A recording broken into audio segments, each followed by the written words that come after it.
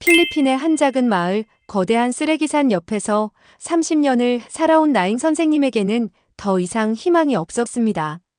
매일 아픈 아이들을 보며 수없이 도움을 요청했지만 돌아오는 건 차가운 침묵뿐이었죠. 그런데 어느 날 예상치 못한 곳에서 이메일 한 통이 도착했습니다. 한국도 전쟁 후에는 세계에서 가장 가난한 나라 중 하나였습니다. 하지만 우리 국민들은 포기하지 않았어요. 한국에서 온 이 팀은 다른 구호단체들과 뭔가 달랐습니다. 우리 말을 믿지 마세요. 대신 한국에 와서 직접 보세요. 과연 쓰레기 산에 둘러싸인 절망의 마을에서 무슨 일이 일어났을까요? 한국이 보여준 놀라운 방법은 무엇이었을까요? 그리고 지금 이 마을은 어떻게 변했을까요? 제 이름은 나잉이에요. 그리고 여러분이 상상할 수 있는 가장 끔찍한 곳에서 살고 있었습니다.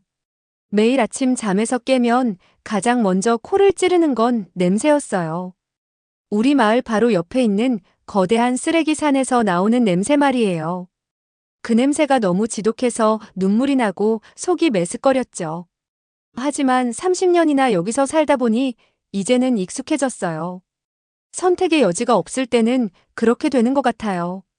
저는 필리핀의 작은 마을인 푸엔코 콘다마스에서 교사로 일하고 있었습니다. 하지만 깨끗한 교실이나 제대로 된 책상이 있는 학교에서 가르치는 건 아니었어요.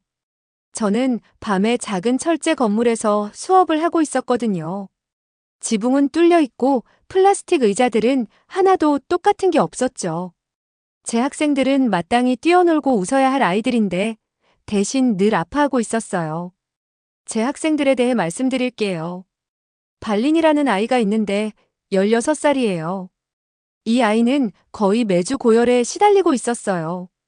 우리 마을 물이 더러워서 그걸 마시면 몸이 물속의 나쁜 균들과 싸우느라 열이 나고 몸이 약해지거든요.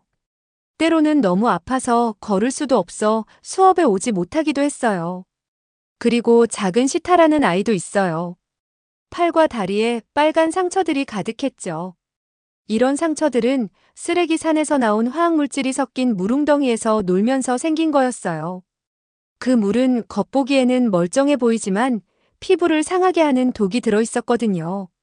겨우 9살인데 대부분의 어른들보다 아픔을 더 많이 알고 있었어요. 저는 이 아이들을 여러 해 동안 가르치고 있었는데 매일 아이들이 더 아파지는 걸 지켜보고 있었어요. 매일 부모들이 더 지치고 절망하는 모습을 보고 있었죠. 우리는 점점 더 커지고 있는 이 거대한 쓰레기 더미의 그림자 속에서 살고 있었거든요. 쓰레기 산이 하늘의 일부를 가리고 있었고 바람이 불면 그 끔찍한 냄새가 마을 전체에 퍼지고 있었어요. 이 쓰레기 산은 단순히 보기 흉하고 냄새나는 것만이 아니었어요. 우리를 천천히 죽이고 있었거든요. 거기서 나온 더러운 물이 우리가 마실 수 있는 유일한 물이었어요. 우리 우물은 하루에 3시간만 물이 나왔는데 그 물도 갈색이고 쇳맛이 났어요. 하지만 목이 말라 죽지 않으려면 그걸 마셔야 했죠. 몇 년 전 제가 더 젊었을 때는 누군가 우리를 도우러 올 거라고 믿고 있었어요. 편지를 충분히 많이 쓰고 이메일을 충분히 많이 보내면 중요한 누군가가 우리 마을을 신경 써줄 거라고 생각했었거든요. 밤늦게 잠도 안 자고 낡은 핸드폰으로 타자를 치며 들어줄 만한 사람이면 누구든지 메시지를 보내고 있었어요. 정부 기관이나 환경단체에도 편지를 썼어요. 국제기구나 자선단체에도 편지를 보냈죠. 늘 같은 내용이었어요. 제발 도와주세요. 우리 아이들이 죽어가고 있어요. 깨끗한 물이 없어요. 갈 곳도 없어요. 시타의 상처 사진도 보냈고 발린이 열나는 사진도 보냈어요. 썩어가는 쓰레기 산 옆에서 노는 아이들 사진도 보냈죠. 우리의 갈색 더러운 물 사진도 보냈어요. 사람들이 우리에게 무슨 일이 일어나고 있는지 보기만 하면 반드시 도와줄 거라고 생각했거든요. 하지만 대부분의 경우 아무도 제 이메일에 답장하지 않았어요. 가끔 귀하 지역의 문제는 도와드릴 수 없습니다라거나 저희가 해결할 수 있는 문제가 아닙니다라는 메시지가 오기도 했죠. 그런 메시지들은 마치 누군가 제 학생들은 중요하지 않다고 말하는 것 같았어요. 가장 큰 실망은 한국에서 온 사람들 때문이었어요. 제가 23살이었을 때 그들이 우리 마을에 하루 동안 방문했었거든요. 사진을 많이 찍고 가난한 지역을 돕겠다는 연설을 했어요. 웃고 있는 아이들 사진과 함께 일하겠다는 약속이 담긴 예쁜 브로셔도 줬죠. 그리고는 떠났어요. 다시는 돌아오지 않았어요.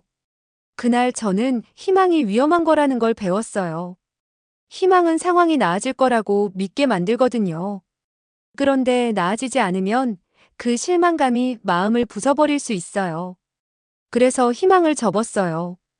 대신 제 학생들이 언젠가 이곳을 벗어날 수 있을 만큼 공부를 시키는 데만 집중하기로 했죠. 하지만 오늘 밤은 달랐어요. 오늘 밤에는 예상하지 못한 일이 일어났거든요. 수업을 마치고 빈 교실에 앉아서 아마 아무도 읽지 않을 또 다른 이메일을 쓰고 있었어요. 같은 말을 계속 반복해서 쳐서 손가락이 아팠죠. 머리 위에 낡은 전구가 깜빡거리며 벽에 그림자들이 춤추고 있었어요. 그때 핸드폰에서 소리가 났어요. 새 메시지요. 거의 확인하지 않을 뻔했어요. 너무 많이 실망했거든요. 하지만 뭔가가 저를 이끌어서 그 이메일을 열어봤어요. 메시지는 대한민국 국제구호센터라는 곳에서 온 거였어요. 한국이라는 단어를 보자마자 속이 답답해졌어요. 몇 년 전 약속만 하고 사라진 그 사람들이 생각났거든요. 하지만 그래도 메시지를 읽어봤어요. 나잉 선생님, 선생님의 이메일과 사진을 봤습니다. 저희 팀 모두가 선생님 마을 아이들이 겪고 있는 고통을 보고 울었어요. 한국도 전쟁 후에는 매우 가난했습니다. 세계에서 가장 가난한 나라 중 하나였어요. 하지만 우리 국민들은 포기하지 않았고 함께 놀라운 것을 만들어냈습니다. 이제 우리가 배운 것을 선생님과 나누고 싶어요. 곧 한국팀이 선생님 마을을 방문할 예정입니다. 함께 이 문제를 해결해 보겠습니다. 그 메시지를 3번 읽었어요. 그리고 다시 한 번 더 읽었죠. 손이 떨리고 있었는데 그게 흥분 때문인지 두려움 때문인지 모르겠더라고요. 이게 진짜일까요? 이 사람들이 정말 자신들이 말하는 것을 의미하는 걸까요? 아니면 예쁜 약속만 하고 우리를 잊어버린 다른 모든 사람들과 같은 걸까요? 창밖으로 밤하늘을 배경으로 어둡고 거대하게 서 있는 쓰레기 산을 바라봤어요. 마을 어딘가에서는 잠든 아이들이 기침하는 소리가 들려오고 있었어요. 몇 년 만에 처음으로 가슴속에서 희망이라고 부를 만한 무언가가 자라나려고 하는 걸 느꼈어요. 하지만 그것이 자라나도록 내버려 두기가 무서웠어요. 희망은 전에도 저를 아프게 했거든요. 핸드폰을 덮고 어둠 속에 앉아서 이 메시지를 믿을 만큼 용감한지 생각해보고 있었어요. 이 한국 사람들이 정말 올지, 그리고 온다면 실제로 우리를 도와줄지 아니면 그냥 사진만 더 찍고 떠날지 궁금했거든요. 도움을 요청하는 손길이 핸드폰 화면을 통해 저에게 다가왔어요. 이제 결정해야 했어요. 그 손길을 잡을 것인지 아니면 또 다른 깨진 약속으로부터 저 자신을 보호할 것인지 말이에요. 한국에서 온 이메일이 제 휴대폰에 들어와 있었어요. 마치 작은 폭탄처럼 느껴지고 있었습니다. 제가 그동안 쌓아온 보호막을 무너뜨릴 수 있는 그런 메시지였죠. 사흘 동안 그 이메일을 바라보며 뭐라고 답장을 써야 할지 고민하고 있었어요. 희망이라는 건 뜨거운 난로를 만지는 것과 같아요. 처음 데일 때는 아프죠. 두 번째 데일 때는 더 아픕니다. 알고도 당했으니까요. 그 다음부터는 뜨거워 보이는 건 아예 손을 대지 않게 되죠. 저도 희망에 손을 대지 않는 법을 배우고 있었어요. 그래서 한국팀에게 아주 조심스럽게 답장을 쓰고 있었습니다. 관심을 가져주셔서 고맙다고 했어요. 하지만 우리 문제는 매우 복잡하고 해결하는데 오랜 시간이 걸릴 거라고 말했죠. 정중해 보이지만 실제로는 지킬 수 없는 약속으로 우리를 귀찮게 하지 마세요라는 뜻이었어요. 하지만 그런 조심스러운 말들을 타이핑하면서도 제 마음 한구석에서는 뭔가 궁금해하고 있었어요. 밤늦게 마을이 조용해지고 아픈 아이들의 기침소리만 들려올 때 한국에 대한 정보를 인터넷에서 찾아보고 있었습니다. 제가 발견한 건 정말 놀라웠어요. 한국의 옛날 사진들을 보니까 지금 우리 마을과 똑같아 보이고 있었어요. 찢어진 옷을 입은 아이들, 폐품으로 만든 작은 집에 살고 있는 가족들, 쓰레기를 뒤져서 먹을 것을 찾고 있는 사람들. 하지만 그 다음에 본 최근 사진들은 완전히 달랐어요. 깨끗한 도시, 높은 건물들, 건강하고 행복해 보이는 사람들이 살고 있었죠. 그래도 저는 믿으려 하지 않았어요. 거짓으로 드러난 예쁜 사진들을 너무 많이 봐왔거든요. 그런데 한국팀이 정말로 왔어요. 약속했던 대로 말이에요. 화요일 아침에 먼지투성이 밴을 타고 도착하고 있었어요. 험한 길을 많이 다닌 것 같아 보이는 차였죠. 이게 첫 번째 놀라운 점이었어요. 우리를 찾아오는 대부분의 구호단체들은 반짝반짝한 새 차를 몰고 와서 항상 깨끗하게 관리하고 있었거든요. 한국팀이 밴에서 내릴 때 제가 만나본 다른 구호활동가들과는 달라 보이고 있었어요. 비싼 옷을 입거나 멋진 카메라를 들고 있지 않았어요. 대신 간단한 작업복과 험한 땅을 걸을 수 있는 부츠를 신고 있었죠. 클립보드나 노트북이 아니라 도구와 물품이 든 상자들을 가져왔어요. 팀 리더는 자신의 이름이 고방풍이라고 말하고 있었어요. 우리 쓰레기 산을 처음 봤을 때 걸음을 멈추고 한참 동안 바라보고 있었어요. 그러더니 제가 예상하지 못한 일이 일어났어요. 그의 눈에서 눈물이 흘러내리기 시작했어요. 그가 제게 걸어와서 함께 온 통역사를 통해 말하고 있었습니다. 나잉 선생님, 이렇게 늦게 와서 죄송합니다. 이 말을 하는 방식이 제가 들어본 것과는 달랐어요. 우리를 불쌍하게 여기는 소리가 아니었어요. 우리가 상처받은 것을 안타까워하고 우리의 고통을 막을 수 있었으면 좋았을 텐데 하는 마음이 담겨 있었죠. 이런 반응 때문에 저는 혼란스럽고 무서워지고 있었어요. 실망으로부터 마음을 보호하기 위해 단단한 벽을 쌓아두고 있었는데 이 사람의 눈물이 그 벽의 작은 틈으로 스며들어 오고 있었어요. 마을 사람들은 한국팀에게 별로 감동받지 않고 있었어요.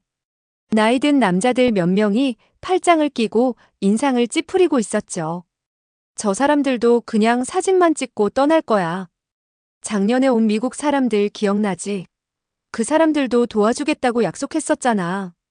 한국 사람들이라고 뭐가 다르겠어? 이런 말들을 들으며 저도 고개를 끄덕이고 있었어요. 이 사람들이 하는 말이 제가 생각하고 있던 것과 똑같았거든요. 아름다운 약속들을 전에도 들어봤고 그 약속들은 항상 깨지고 있었어요. 그런데 고방풍 씨가 다른 구호활동가들이 한 번도 하지 않은 일을 했어요. 더 많은 약속을 하는 대신 완전히 다른 말을 하고 있었어요. 우리 말을 믿지 마세요. 통역사를 통해 모인 마을 사람들에게 말하고 있었어요.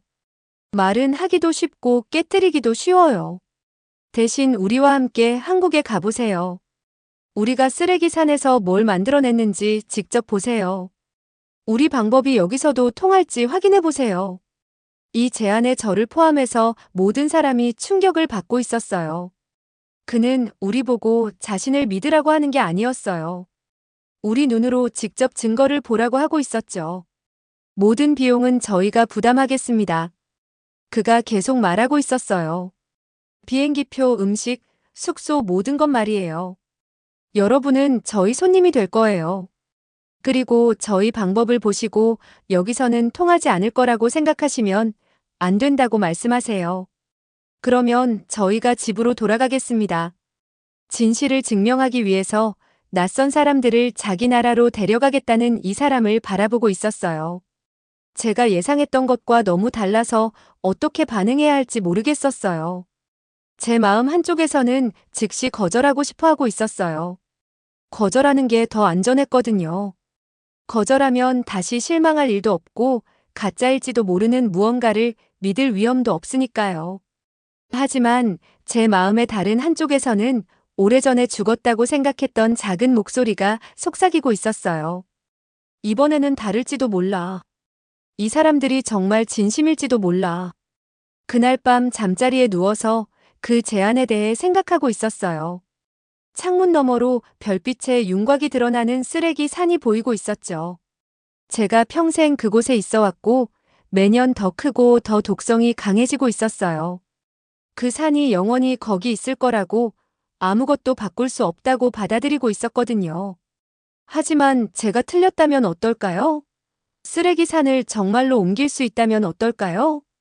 다음 날 아침 고방풍 씨가 제 교실로 찾아왔어요. 부서진 플라스틱 의자 중 하나에 앉아서 금이 간 벽과 새는 지붕을 둘러보고 있었죠. 제가 어렸을 때 다니던 학교가 이곳과 비슷했어요. 조용히 말하고 있었어요. 책도 없고 제대로 된 책상도 없고 깨끗한 물도 없었죠. 하지만 그래도 우리가 배울 수 있다고 믿어주는 선생님들이 계셨어요. 이 말을 할 때 저를 직접 바라보고 있었는데 다른 방문객들의 눈에서는 본 적 없는 무언가를 보고 있었어요. 존경의 마음이었어요. 그는 저를 도움이 필요한 불쌍한 사람으로 바라보고 있지 않았어요. 불가능한 상황에서도 중요한 일을 해온 선생님으로 바라보고 있었죠. 한국에 가보세요. 그가 단순하게 말했어요. 깨끗한 물이 있고 쓰레기 산이 없는 공동체에서 학교가 어떤 모습인지 보세요. 그리고 나서 우리 도움이 필요한지 아닌지 결정하세요. 그날 오후 저를 무서워하게 만드는 결정을 내리고 있었어요. 우리 마을에서 다른 6명과 함께 한국에 가기로 한 거예요. 한때 우리처럼 가난했다가 지금은 부유하고 깨끗해진 그 나라를 보러 가는 거였죠. 몇 안 되는 소지품을 작은 가방에 넣으면서 제 손이 두려움과 설렘으로 떨리고 있었어요. 평생 살아온 유일한 곳을 떠나려고 하고 있었어요. 다시 희망을 가져볼 위험을 감수하려고 하고 있었죠. 하지만 어쩌면, 정말 어쩌면 쓰레기 산을 실제로 옮길 수 있는지 알아볼 때가 온 건지도 모르겠어요. 한국에서 돌아온 뒤 비행기에서 내려 푸엔코 콘다마스 마을로 발걸음을 옮기고 있었어요. 그런데 모든 게 달라 보이고 있었습니다. 거대한 쓰레기 산은 여전히 그 자리에 있었죠. 냄새도 끔찍했고 크기도 전과 똑같았어요.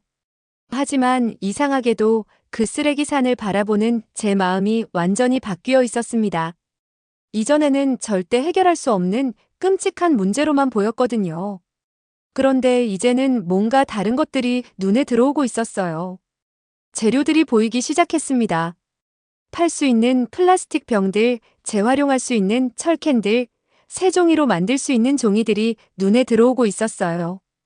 평생 처음으로 우리 마을의 쓰레기 산을 보면서 병이나 고통이 아닌 돈을 떠올리고 있었습니다. 하지만 내가 다르게 보는 것과 다른 사람들을 설득하는 건 완전히 별개의 문제였어요. 한국팀이 마을에 도착한 건 제가 돌아온 지 3일 후였습니다. 트럭 가득 장비들을 가져왔지만 바로 뭔가를 짓거나 이래라 저래라 지시하지는 않고 있었어요. 첫 주는 그냥 지켜보고 들으며 보내고 있었습니다. 고방풍이라는 한국인이 저에게 놀라운 질문들을 던지고 있었어요. 가족들이 보통 언제 함께 밥을 먹는지 궁금해했습니다. 마을에서 누구 말을 가장 잘 듣는지도 물어보고 있었죠. 아이들이 어떻게 노는지, 어른들이 어디서 모여 이야기하는지도 알고 싶어 했어요. 어느 저녁 교실 밖에 앉아 있을 때 그가 이런 말을 하고 있었습니다. 당신들 마을이 어떻게 돌아가는지 먼저 이해하지 못하면 마을을 바꾸는데 도움을 줄 수 없어요. 이런 접근법은 다른 원조 단체들과 너무 달라서 마을 사람들이 혼란스러워하고 있었어요. 한국 사람들이 바로 뭔가를 짓거나 돈을 나눠줄 거라고 기대했거든요.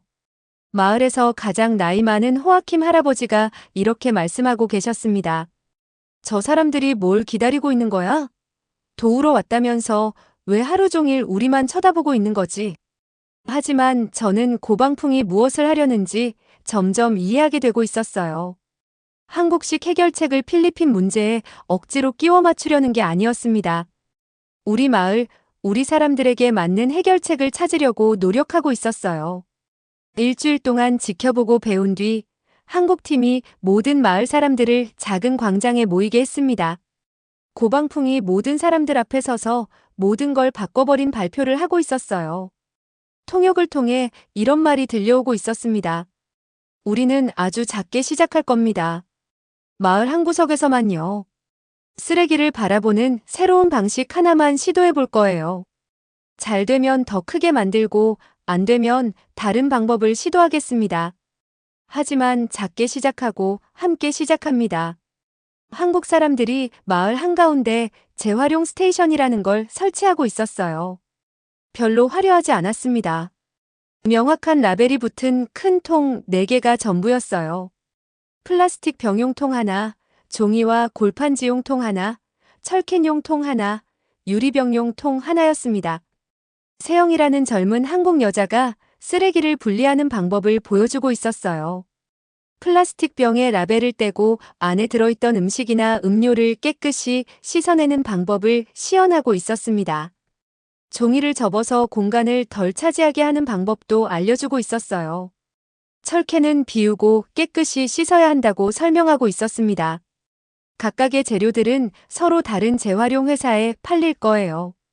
이번 돈은 참여하는 모든 가족들이 나눠 가질 겁니다. 하지만 방법을 아는 것과 실제로 하는 건 완전히 다른 문제였어요. 30년 동안 우리 마을 사람들은 쓰레기를 위험하고 더러운 것으로 생각해왔습니다. 항상 쓰레기를 최대한 빨리 치우려고 했어요. 쓰레기 산에 던지거나 태우거나 묻고 있었거든요. 그런데 이제 한국 사람들이 쓰레기를 만지고 깨끗이 씻고 꼼꼼히 분리하라고 하고 있었습니다. 많은 사람들에게는 이상하게 느껴지고 있었어요. 어른들 중 몇몇은 분리수거통을 볼 때마다 코를 찡그리며 고개를 젓고 있었습니다. 한 여자분이 이렇게 말하고 있었어요. 쓰레기는 쓰레기지, 왜 더러운 것들을 가지고 놀아야 해요? 다른 분도 이런 말씀을 하고 계셨습니다. 이건 우리 방식이 아니야. 우리는 이런 식으로 쓰레기를 만지지 않아. 하지만 아이들은 달랐어요. 아이들은 언제나 어른들보다 빨리 적응하거든요. 제 학생인 발린이가 새 시스템을 가장 먼저 시도해보고 있었습니다. 플라스틱 물병을 재활용 스테이션으로 가져와서 세영이 알려준 대로 깨끗이 씻어 올바른 통에 조심스럽게 넣고 있었어요. 세영이 웃으며 발린에게 그 병의 가치를 나타내는 작은 토큰을 주고 있었습니다. 발린이 토큰을 들고 남동생들과 여동생들에게 이렇게 말하고 있었어요. 이게 쓰레기로 번 돈이야. 발린이의 토큰 소식이 아이들 사이에 빠르게 퍼져나가고 있었습니다. 곧 마을 전체의 아이들이 깨끗한 병과 캔을 재활용 스테이션으로 가져오고 있었어요. 누가 가장 깨끗한 재료를 가져오는지 경쟁하며 게임처럼 만들어가고 있었습니다. 하지만 모든 어른들이 확신하고 있지는 않았어요. 나이 많은 마을 사람들, 특히 이전에 약속이 지켜지지 않아 실망했던 분들은 여전히 의심스러워하고 있었습니다. 호아킴 할아버지가 투덜거리고 계셨어요. 그럴싸한 말과 작은 토큰들이군. 이게 정말 밥을 살 수 있는 진짜 돈이 되는지 두고 보자고. 진짜 테스트는 첫 번째 청소의 날에 오고 있었습니다. 한국 사람들이 토요일 아침으로 정해놨거든요. 이날 분리수거한 모든 재료를 모아서 재활용 업체에 팔기로 했어요. 토요일이 다가오면서 저는 긴장하고 있었습니다. 재료를 충분히 모으지 못하면 어떡하지? 재활용 업체가 한국 사람들이 약속한 만큼 돈을 주지 않으면 어떡하지? 이 모든 시스템이 실패해서 우리 마을이 정말 바뀔 수 없다는 걸 증명하게 되면 어떡하지? 토요일 아침이 흐리고 구름 낀 채로 찾아왔어요. 비 냄새가 공기 중에 맴돌고 있었습니다. 하지만 우울한 날씨에도 불구하고 사람들이 예정보다 일찍 재활용 스테이션에 모여들기 시작했어요. 가족들이 분리수거한 재료들로 가득 찬 가방과 바구니를 가져오고 있었습니다. 한국 사람들이 가져온 저울에 모든 재료를 올려놓았을 때 총 무게는 30kg이었어요. 그리 많은 것 같지는 않았지만 재활용 업체 트럭이 도착해서 운전사가 우리 재료값으로 돈을 세어주기 시작할 땐 모든 사람들이 놀라며 조용해지고 있었습니다. 깨끗하게 분리수거된 재활용품 30kg이 아픈 아이 3명의 약값과 똑같은 돈이 되고 있었어요. 회의적이었던 청년틴이 속삭이고 있었습니다. 우리가 버리던 것들로 이 돈을 만들었다니. 그 첫 번째 작은 성공이 우리 마을의 무언가를 바꿔놓고 있었어요. 멀리서 지켜보기만 하던 사람들이 재활용 시스템이 어떻게 작동하는지 질문하기 시작했습니다. 쓰레기 만지기를 무서워하던 아이들이 부모님이 병과 캔을 씻는 일을 도와주기 시작했어요. 하지만 우리의 성공은 새로운 문제들도 만들어내고 있었습니다. 마을에는 쓰레기 산에서 값진 물건들을 주워다 파는 일로 돈을 벌어온 사람들이 있었거든요. 우리의 조직적인 재활용 프로그램이 그들의 생계를 위협하고 있었어요. 이 쓰레기 수집업자들 중 몇몇이 화를 내기 시작했습니다. 우리의 깨끗한 통에 더러운 재료들을 버려서 재활용 스테이션을 망가뜨리려고 했어요. 한국 사람들이 우리가 번 돈을 훔치고 있다는 소문을 퍼뜨리고 있었습니다. 이때 저는 변화가 결코 간단하지 않다는 걸 깨닫게 되고 있었어요. 좋은 변화라도 일부 사람들에게는 위협이 될 수 있었거든요. 그들이 살아온 방식을 흔들어 놓으니까요. 하지만 고방풍은 이 화난 사람들을 적으로 대하는 대신 다른 것을 제안하고 있었습니다. 경험 많은 쓰레기 수집업자들을 우리 재활용 프로그램의 선생님으로 초대하자는 거였어요. 마을에서 재료를 분류하는 일에 대해서는 그들이 누구보다 많이 알고 있잖아요. 그 지식을 모든 사람을 돕는 데 사용하면 어떨까요? 몇 번의 어려운 회의와 많은 논쟁을 거쳐야 했지만 결국 쓰레기 수집업자들을 새 시스템에 포함시킬 방법을 찾고 있었습니다. 그들이 모든 재료가 제대로 세척되고 분류되었는지 확인하는 품질 검사관이 되었어요. 그 대신 재활용으로 번 돈의 일부를 받기로 했습니다. 세 번째 달이 끝날 무렵 놀라운 일이 일어나고 있었어요. 우리 마을이 200kg이 넘는 재활용 재료를 모았습니다. 하루 3시간 대신 6시간 동안 깨끗한 식수를 공급하는 세정수 시스템을 설치할 만큼 충분한 돈을 벌었어요.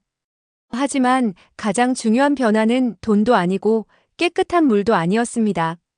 가장 중요한 건 우리가 공통된 목표를 향해 함께 일하는 법을 배웠다는 거였어요.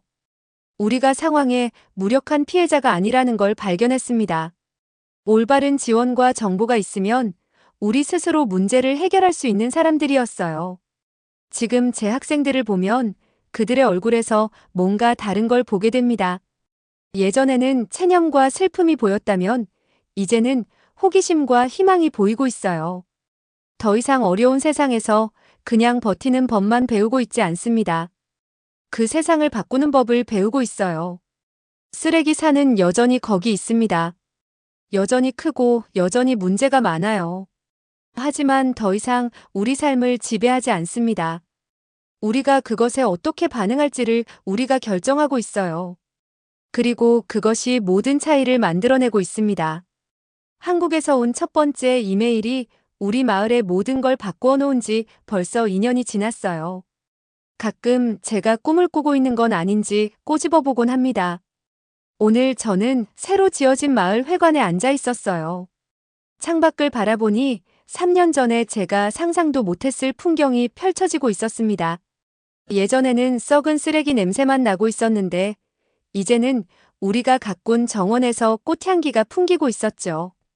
예전에는 더럽고 탁한 물만 흐르고 있었는데 이제는 깨끗한 우물 옆에서 아이들이 뛰어놀고 있었어요. 그 우물에서는 하루 12시간 동안 깨끗한 물이 콸콸 나오고 있었습니다. 쓰레기산은 아직도 거기 있어요. 아마 계속 있을 거예요. 하지만 더 이상 커지지는 않고 있었어요. 더 중요한 건 그 쓰레기 산이 더 이상 우리를 규정하지 않게 되었다는 거예요. 요즘 저는 전혀 예상하지 못했던 일을 하면서 시간을 보내고 있어요. 도움을 구하는 절망적인 이메일을 쓰는 대신 먼 곳에 있는 다른 선생님들로부터 오는 이메일에 답장을 쓰고 있었습니다. 우리와 똑같은 문제를 겪고 있는 마을의 선생님들이었어요. 지난주에는 방글라데시 선생님으로부터 메시지가 왔어요. 그분의 말이 몇 년 전 제 말과 똑같았어요. 모든 걸 다 해봤어요. 아무것도 안 돼요. 우리 아이들이 더러운 물 때문에 죽어가고 있는데 모든 희망을 잃었어요. 답장을 쓰면서 저는 웃고 있었어요. 고방풍 씨가 제 절망에 어떻게 답해 주었는지 기억나고 있었거든요. 와서 우리가 무엇을 만들었는지 보세요. 우리 말만 믿지 마시고요. 직접 와서 우리 방법이 당신 마을에도 도움이 될지 스스로 판단해 보세요. 그게 제가 배운 거예요. 다른 마을을 가장 힘있게 도와주는 방법은 뭘 하라고 말해주는 게 아니라 뭐가 가능한지 보여주고 스스로 결정하게 하는 거였어요. 우리 마을은 이제 모범 마을이 되었어요. 정부 관리들이 와서 사진을 찍고 우리의 성공에 대해 연설을 하고 있었어요. 환경단체들은 방문객들을 데려와서 우리 재활용 시스템을 구경시키고 있었고요. 신문 기자들은 쓰레기 산에서 번영하는 마을로 변한 우리 이야기를 기사로 쓰고 있었습니다. 처음에는 이런 관심이 저를 불안하게 만들고 있었어요. 사람들이 우리가 완벽하기를 기대하거나 원조가 어떻게 이루어져야 하는지에 대한 자신들의 생각에 맞춰 우리 방법을 바꾸려고 할까봐 걱정되고 있었거든요. 하지만 이제는 멘토일 뿐 아니라 소중한 친구가 된 고방풍 씨가 성공을 다루는 방법에 대해 중요한 걸 가르쳐 주었어요. 세상 사람들은 당신 방법을 그대로 따라 하려고 할 거예요. 그가 방문했을 때 말해주고 있었어요. 하지만 여기서 통했던 방법이 다른 곳에서는 똑같이 안 될 수도 있어요. 당신이 해야 할 일은 기술적인 세부사항이 아니라 당신이 배운 정신을 나눠주는 거예요. 그래서 다른 마을에서 선생님들이나 마을 지도자들이 우리를 찾아올 때 저는 따라야 할 규칙 목록을 주지 않아요. 대신 우리 이야기를 들려주고 있어요. 어떻게 작게 시작했는지, 어떻게 마을 모든 사람을 참여시켰는지, 어떻게 가장 큰 문제를 가장 큰 기회로 바꾸었는지 보여주고 있었습니다. 가장 중요한 건 제 학생들을 소개해주는 거예요. 계속 열이 나서 학교에 못 다니곤 했던 발리니는 이제 18살이 되어서 마닐라 대학교에서 환경공학을 공부하고 있어요. 하지만 몇 달에 한 번씩 우리 마을로 돌아와서 다른 마을 아이들을 가르치는 일을 도와주고 있었어요. 다른 아이들도 제가 가졌던 기회를 가졌으면 좋겠어요. 그 아이가 방문 단체들에게 말하고 있었어요. 그 아이들이 그냥 버티기만 하는 게 아니라 자신들의 세상을 바꿀 수 있다는 걸 보여주고 싶어요. 온몸에 아픈 상처가 나 있곤 했던 작은 시타는 이제 11살이 되어서 외국 방문객들이 올 때 통역을 해주고 있어요. 우리 물 정화 시스템을 세계 언어로 설명할 수 있고 다른 마을 아이들을 위한 교육 동영상도 만들기 시작하고 있었어요. 하지만 저를 가장 자랑스럽게 만드는 학생은 틴이에요. 한때 우리의 가장 큰 회의론자였던 그 젊은이 말이에요.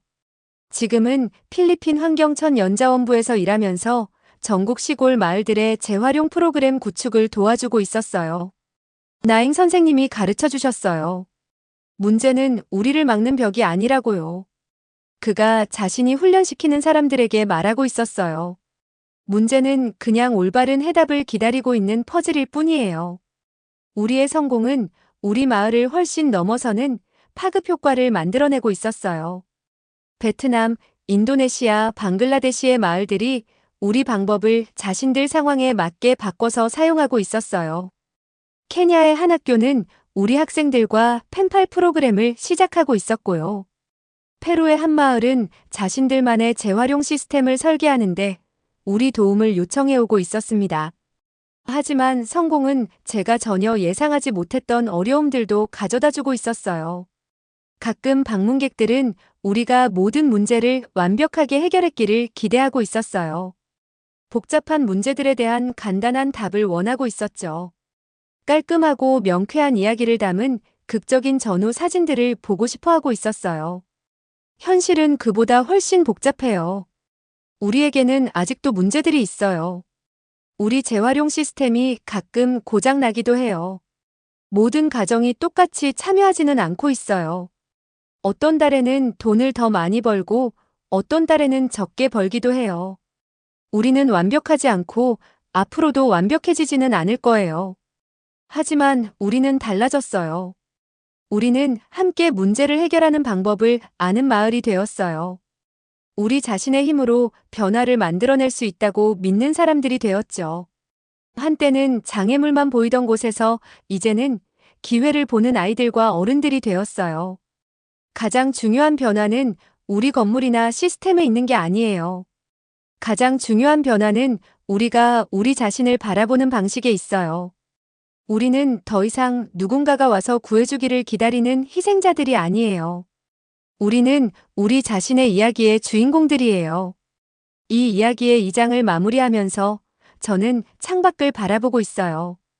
깨끗한 길에서 뛰어노는 아이들, 3년 전에는 존재하지도 않았던 일터에서 일하고 있는 어른들, 다음에 마실 깨끗한 물이 어디서 나올지 더 이상 걱정하지 않는 가족들이 보이고 있었어요. 하지만 저는 또한 새로운 도전들이 다가오고 있는 것도 보고 있어요. 기후 변화가 더 강한 폭풍을 몰고 오고 있어요.